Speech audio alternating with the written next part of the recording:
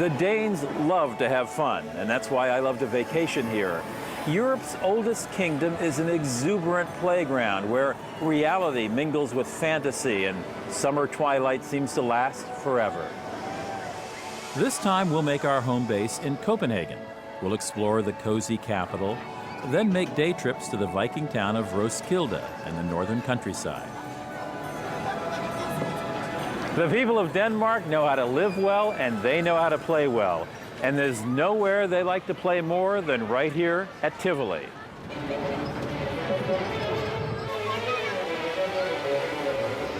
Tivoli is Copenhagen's beloved amusement park.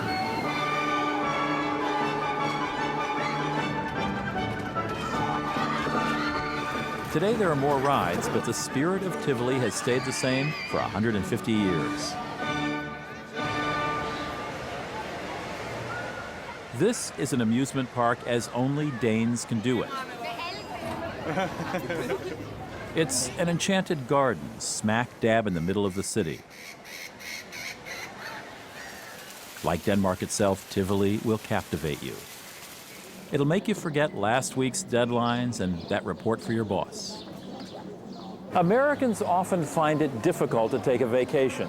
We feel if we take even a little time away from the home or the office, everything will fall apart.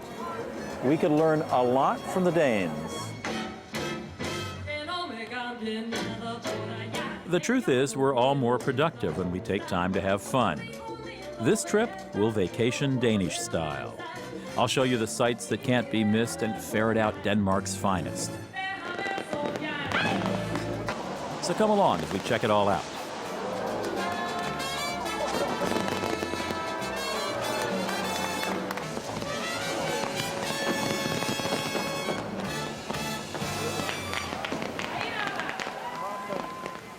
In Denmark, quality of life is the important thing. Workaholic visitors are often so inspired by the Danish lifestyle that they head home resolving to change their ways. This is a culture where businessmen bicycle to work, where living well means sharing a simple meal with friends, and where having more isn't necessarily better. Once, Denmark was a fearsome Viking power that dominated Northern Europe. It did battle with Germany and Sweden, and for a while even ruled all of England.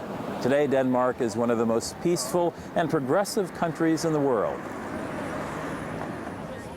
Copenhagen is Denmark's largest and liveliest city, yet it still feels like a town. Unlike most European capitals, it doesn't have a massive concrete skyline, just a sprinkling of towers and spires.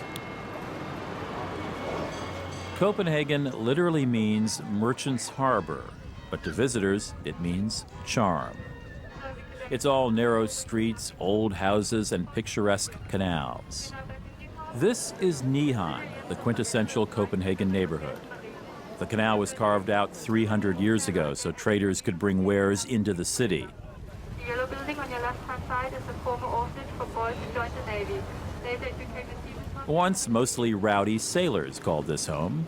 Eventually writers also settled in the pastel rows of houses. Hans Christian Andersen, the much-loved spinner of Danish fairy tales, lived here at house number 67. Today, yuppies have infiltrated the sailor hangouts, but the salty allure lives on. It's easy to get around Copenhagen. You can hop on one of the city's free bicycles, or public transportation is excellent. Of course, since everything is so close at hand, walking is my favorite way to see the city.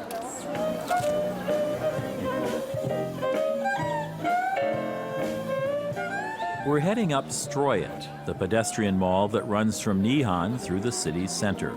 Strøget is actually a string of 5 connecting streets that form the longest pedestrian boulevard in Europe. It's kind of like Copenhagen's spine.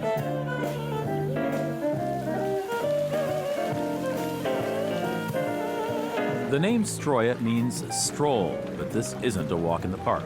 There's no more dynamic place in the city. The energetic mall is crowded with shops and restaurants and people just having a good time. And if you come during the summer, you'll be rewarded with some impromptu entertainment.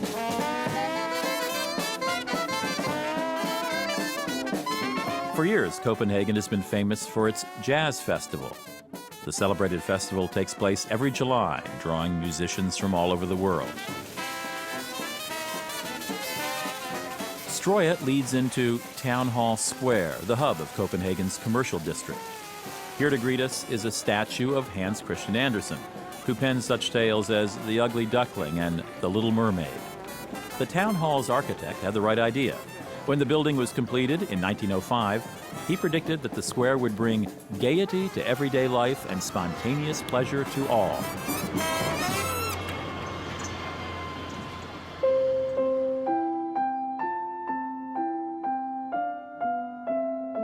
Inside the town hall is the first world clock. It took inventor Jens Olsen 27 years to complete. His painstaking creation calculates actual solar time, or the position of the Earth in relation to the sun. The super-accurate timepiece also shows local time everywhere in the world. It has a star map that tracks the movement of the Earth's axis and a 570,000-year calendar.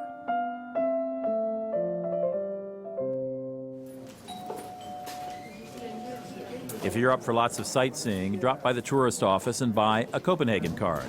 It gives you unlimited use of trains and buses, as well as access to more than 60 museums and other attractions.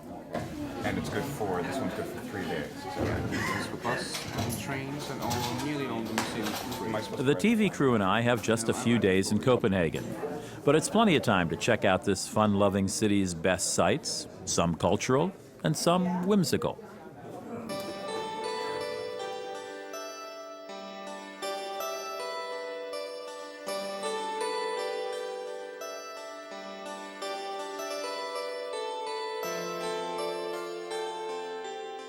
Our next stop is a peek at Copenhagen's poster girl, the Little Mermaid.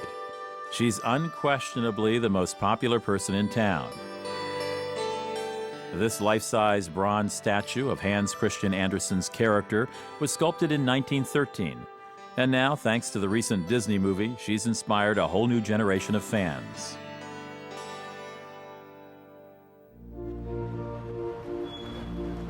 Nearly every street in Copenhagen has an architectural surprise. The enormous dome of Marmorkirken, or Marble Church, was modeled after St. Peter's Cathedral in Rome. King Frederick V began building this church in the mid-18th century. It was part of a plan to expand the city to the north and to build a new neighborhood for the well-to-do. I guess he wasn't well-to-do enough because the project was halted thanks to the prohibitively high cost of Norwegian marble. A wealthy financier finally finished the church more than 100 years later.